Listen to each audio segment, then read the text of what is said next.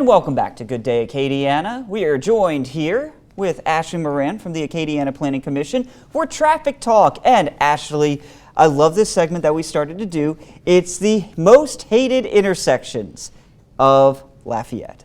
Today's most hated intersection. Yeah, so this is kind of just, they're two of the same intersections, the same type, and I'll just kind of explain that they're actually part of a greater system. They're not really functioning as intersections as we traditionally think of them, kind of separated from the rest of the operations of the roadways. And these are E. Broussard at US 167 or Johnson Street, and Pinhook at US 90, over by the airport. And the kind of reason that these exist in the configuration that they are is that they're part of a greater J-turn or a restricted crossing U-turn structure.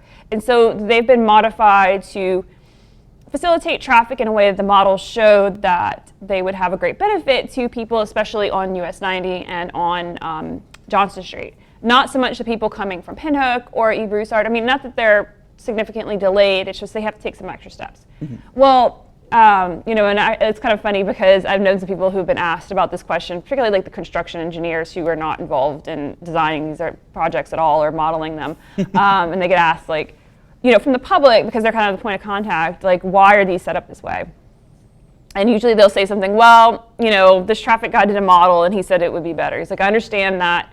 To you, it's not. And the reason it is because even though, like, probably if you sat there, made a timer, went through the intersection, it would be less time than it would be that if you were just sitting there waiting for the traditional signal to let you make a left turn or to cross the intersection.